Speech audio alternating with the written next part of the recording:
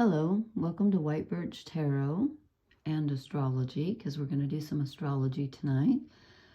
This reading is for the new moon in Capricorn, which actually happened this morning already at like 7 o'clock a.m. Eastern Standard Time in the U.S. So I'm a little late. I'm not here to tell you what's going to happen. I'm here to tell you what happened. No, actually, this was such a big event that it's going to reverberate for... I would say it's going to set the tone for like the next 6 months. Truly, it was that big. It really was. So I'm going to start off with a very quick quote, just because I found a really nice one. This is by someone named W.S. Merwin, and he said, "I will take with me the emptiness of my hands. What you do not have, you find everywhere." Okay, I like that. Okay, so I'm gonna talk about the astrology. I wish I could like have a stand where I could draw on here, but I want to point out some interesting things. So many things happen. I'll go through them quickly because there are so many. But the first thing I want you to notice is that, this printed out, I just put in the time and it printed out with Capricorn rising. I wish I could have printed it out with Aries rising, but technologically I'm challenged. So anyway. In the zodiac, of course, the first sign is Aries. So this would be the first sign of the zodiac. I want to point out to you that all the planets, see here, they all are. Let me get it's like going backwards in a mirror. Most of them are in the 10th house, which is Capricorn. A couple, Venus and Mercury, are in the 9th house. Okay, the 9th house is your higher mind. So it's what you have faith in, what you believe, what you learn, philosophy, your worldview. The 10th house is your structure, inside and out, because Saturn rules Capricorn and it literally rules the skeleton. So it's like what your inner and outer structure are built upon. And this can be your, your support. And again, it's inner and outer support. And that's where most of the planets are right now. And then this is Aquarius, where Pluto is getting ready to move into 11th house. Not house, but 11th sign, I should say, because it depends on where your rising sign is. But the 11th sign, and then we have Saturn and Neptune in the 12th sign, and we have the North nodes and Chiron and Jupiter in the first sign, and Taurus in the second sign. So, okay, Libra's in, Libra rules the, what would that be, 7th. The 7th sign is Libra. So we do have the south nodes here. They didn't show up and I didn't draw them in, but they're opposite the north nodes. But look at how we have this like whole blank space over here. They're all crowded over here. So we have a huge amount of Capricorn energy. A huge amount. So here's what's going on. I wrote it down because it's astounding. So we had a new moon, which is when the sun and moon come together, okay? And everyone talks about that being a new beginning, and it is. It's the beginning of a new lunar cycle. But it's also a period of darkness because it's when the sun and moon come together and you can't see the moon. So I always think of it as like a seed in the ground, It's the beginning, but it takes place in the darkness. The transformation begins in the darkness before we even see the new moon come out. So there's a lot of darkness involved in a new moon, even though it is a beginning. Before you have the beginning, you got to have the ending. So this is the darkness. And it's conjunct Pluto. It's widely conjunct. It's like 9 degrees, I think. Yeah, because the new moon was at 20 degrees. The degrees are over here on the side. I could move this over a little bit. I don't know if you can read that or not. Sun and moon are at 20 degrees Capricorn, and Pluto's at 29, which is called the anoretic. I was going to say anorectic. No, it's not anorexic. It's the anoretic, I almost said disease. Okay, come on, Lori. Degree, which is the last degree of Capricorn, which is so intense. When something's in the last degree of a sign, it's super, super intense.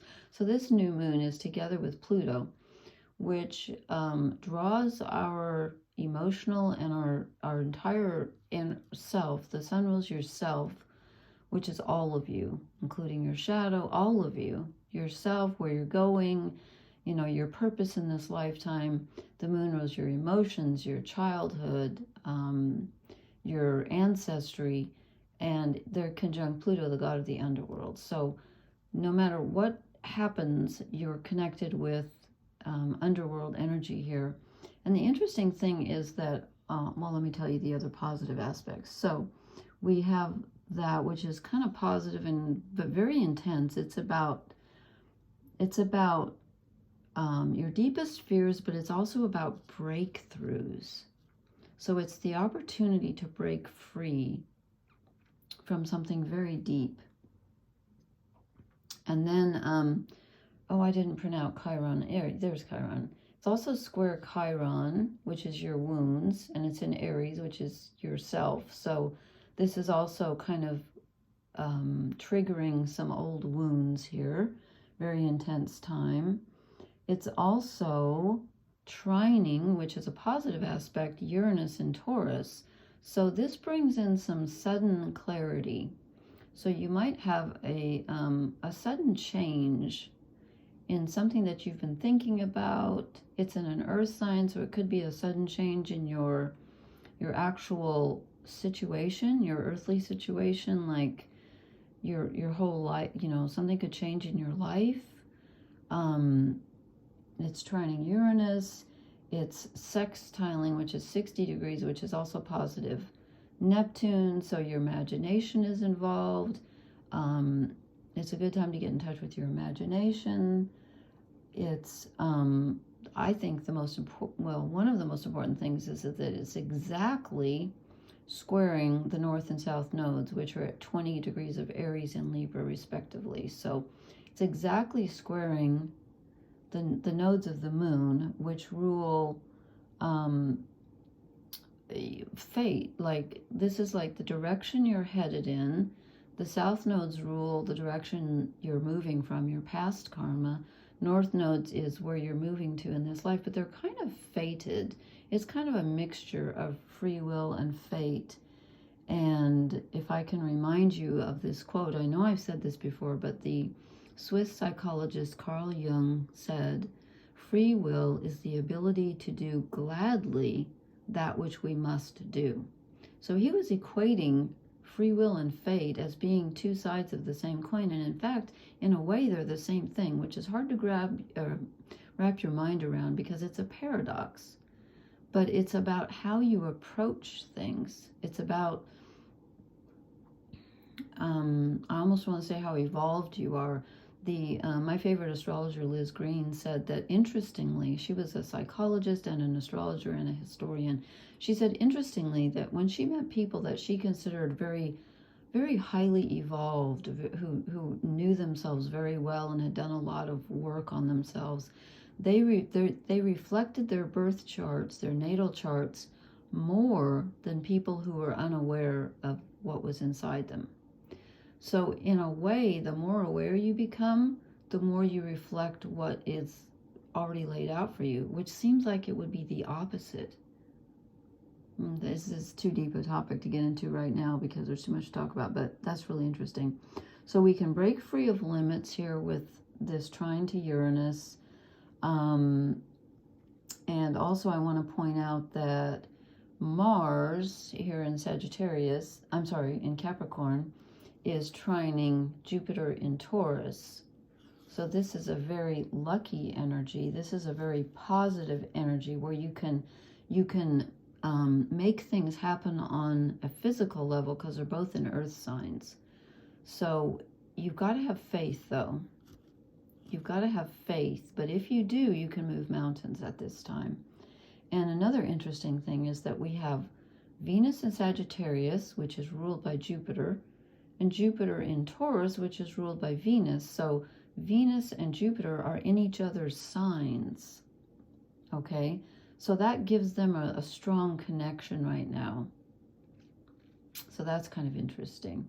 So it's a very, I think this is also the other most important thing is that this new moon is happening at 20 degrees of Capricorn. And back on January 12th, which is, today's was the 11th, January 12th of 2020 is when we had the big conjunction of Saturn and Pluto, which only happens every, oh gosh, what did I read? Like 38 years or something, and it lasts for a couple years. So it's a big deal when Saturn and Pluto come together because Pluto is so slow moving. And it happened almost exactly where this new moon is. So this new moon is like setting the tone for the entire year. And it's going to be a really astounding year with Pluto moving into Aquarius. And so I just wanted to point out some of this stuff. The decisions that you make now are going to change your life. They really have that power. And I'm not trying to put any pressure on you and say you have to make a decision right now, because Capricorn makes its decisions very slowly. But you do need to start taking steps. Slow, careful, well thought out steps. But the idea of which decision, which way to go, and there could be more than one, might come to you very suddenly with this Uranus energy. Okay, I will stop blabbing on about the astrology, but it's like so profound right now. And then I drew some cards. I'll try to go through them quickly because I've already talked a long time. Move my little turtle here. I didn't get the cards I expected, but how often do I? Sometimes I do. Actually, I got one. Okay, we start with the Queen of Wands, and this, honestly, this last night I drew some cards, and then I was too tired. I put them back, and then tonight I drew some cards, and I thought, no, that's the wrong deck, and I put them back. She was in the other reading. This just felt like this is the Rider-Waite deck. I just wanted to go old school because it's such an important time. I wanted to be able to, you know, just, I don't know. Anyway, so we get the Queen of Wands energy. This could be Venus in Sagittarius. This is some fire energy. This is us taking control of our physical energy and our spiritual energy. So that could be Venus having that connection with Jupiter. This could be Mars trining Jupiter. This is some good, strong, feminine fire energy that moves us ahead. So it's good for intuition, but it's also good for physical action. Then I drew the Ten of Wands in reverse, which is good because the Ten of Wands is you've been carrying a burden for so long that you just can't hold on to it anymore. And you finally make the decision to drop it. You're going to let go of something. This is a great time to let go of what no longer serves you with this new moon with Pluto in Capricorn. You're just like, you're being very practical. You're tired of people pleasing, and you're just, you're saying, you know, the North Nodes are in Aries, which is about yourself. The North Nodes is the direction you're going to choose. And you're saying, no, I'm dropping what no longer serves me. I'm not carrying other people's burdens anymore. Okay, then we get the Fool, which is great because this is new beginnings. And even though he's about ready to step off a cliff, that's okay because this is Aries energy. And the North Nodes are in Aries, as I said. And this is about a new beginning. This is like 2024 is going to be totally different from 2023, I believe. I think we've had a very rough year. And I think this one is going to be much easier and very profound. And I'm not going to say it's not going to have its difficulties, because it is. It's going to take a lot of adjusting because there's a lot of new information coming in with Pluto moving into Aquarius that we're going to have to adjust to, but it's positive.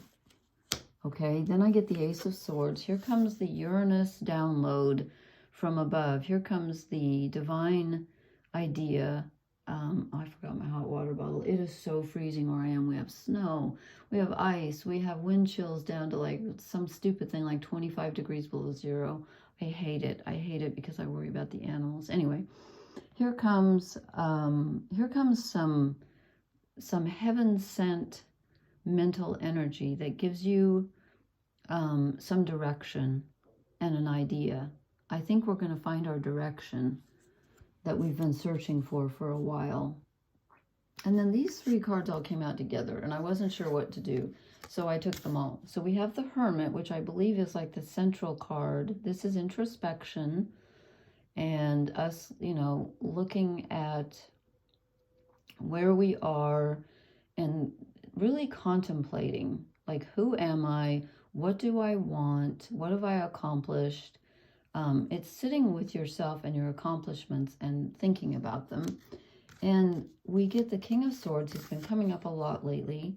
So we're thinking very, very deeply And again, during this time, did I already say that Mercury's the only planet that's not in a great, where did I write that? What's Mercury doing? Mercury is having a little bit of trouble. Let me find it. Oh, come on. Where did I write that? Mercury's in a square. I can't find it. I've got so much written on this paper. Come on. It's here. Well, maybe it will occur. Oh, there it is. Mercury is in Sagittarius squaring Neptune in Pisces. They're both at 25 degrees, or they were yesterday. So, so the information that you get may not be very mentally clear, even though we got the Ace of Wands and the King of Swords, which is kind of like clear mental energy. I still feel like most of your information is going to come from your subconscious and your body, your spirit, because of the heavy Pluto energy. I could be wrong, because here's the King of Swords and he's in control, and here's some, new idea coming in. So there is some good mental energy, even though, like I said, Mercury's squaring Neptune. But you know what? Neptune can be very confusing. So maybe Mercury's going to win out, although Neptune's usually stronger because he's an outer planet. Anyway, I just thought there could be a little mental confusion, but this is not reflecting that. However, these three cards came out together: the Hermit, the King of Swords, and the Queen of Cups. Okay, so this is being, you know what? This could be Mercury squaring Neptune, because the Queen of Cups is all about, she's water, and she's all about, emotion, and Neptune's in Pisces, which he rules. So we have this really strong emotional energy going on. And then it's kind of at odds, I think, with the King of Swords, with the Hermit in between, because they didn't come out as a pair, they came out as a triad. Whenever you have three, it's stable, okay, but think about three people in a conversation or a relationship. It can get so mixed up. So the Hermit's in the middle. He's like the arbiter. He's like the go-between. So deep inside yourself, you have to decide, okay, which do I listen to? My ideas or my feelings? Well, maybe both, because Uranus is bringing in some ideas, but we're also going to get a lot of feeling with that Pluto. And when I say feeling, I'm not really talking about emotions as much as I am intuition, like gut level feeling, because it's the underworld.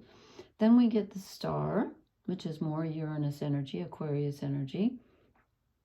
And as I said, Pluto's getting ready to move into Aquarius on, what did I say, the 22nd? I think, yeah, the 22nd of January. So here comes some really positive flow energy, that where you're just like blessed. This is a really, really powerful time that brings with it a lot of positive energy. And this card has been coming up constantly, the Nine of Pentacles. This is where you're comfortable in your own skin. You know who you are. You know what you've got. You're happy with what you've got. You're comfortable with what you've got. And you feel like you have what you need. It's more about having what you need than having what you want. You may not have your deepest desires filled, but you've got a nice structure around you. And of course, Capricorn rules structure. And then I drew the Six of Pentacles. Here's more Pentacle energy, which Pentacles are Earth and Capricorn is Earth. So that's where the new moon is in an Earth sign. And this is about giving and receiving. This is a nice flow of material energy. So you will be helped, and you need to go ahead and pass that on to others, because this is a time of giving and receiving. And again, you may not have everything you want, but you've got everything you need, even though you don't know it. So, and then this fell out as the overall energy card, which is interesting because this is the card of Capricorn. So, and why is Capricorn the devil? Well, because he's ruled by Saturn. I just gave myself away there. Saturn, which I am not positive of. I've always assumed that the name of Satan came from the planet Saturn, because Saturn rules Capricorn, which is the earth, okay? It's an earth sign, and it's power. And you know that saying, you know, the world, the flesh, and the devil, where so many religions put down anything earthly, which to me is totally not spiritual at all. The spiritual is not up there. It's here. It's in your very body. And yes, it's more than your body. I'm not saying your body is everything, but it's part of the whole wheel of life. So, but the devil is what you're attached to. So right now, with the sun and moon together, conjunct Pluto, again, they're widely conjunct, 9 degrees, you might get some information about what are you attached to that you need to let go of, that will give you more power over yourself. This isn't about power over others. This is about power over yourself and your life and your path, okay? And it looks very positive to me. Especially, I love this 10 of Wands, you know, in reverse, where we just drop it. I mean, these cards are really, they're very positive, and I thought this was going to be a very positive new moon. I'm going to draw a couple of oracle cards.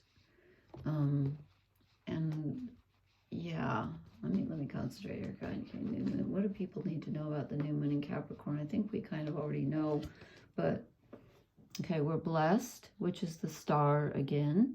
This is a very blessed time, and new moons are about beginnings, as I said, and they can be very blessed times. Oh, great. Okay. We get orphaned. Really? Okay. So this is a feeling of being alone. I'm going to clarify that with another oracle card. I said that the new moon is square Chiron in Aries, and Chiron is the wounded healer, and so this may trigger some very, very deep old wounds that need healing. But if there's ever a time that you can heal them, it's now. You need to know them so you can heal them now. So you might be going back to some childhood issues, maybe there was a lack of structure in your childhood, because Capricorn's all about structure. And interesting, we get the thinker. Maybe I was talking too much. Let me concentrate again. I don't really feel like this is much. I think it's deeper than that. I don't really think it's about thinking. Well, I'm just getting us more into deeper waters here with chaos and conflict. But you know, Pluto does stir up chaos and conflict, because, like I said, Pluto is transformation and rebirth. And there's never a transformation without a profound change, and sometimes a death, not a literal death necessarily, but the death of something. Something has to go in order for something new to be reborn. So I don't know if he's supposed to be a giraffe or a zebra. It's like he's part zebra, part giraffe, but he's changing. His stripes are coming off, and he's turning into something else. He's literally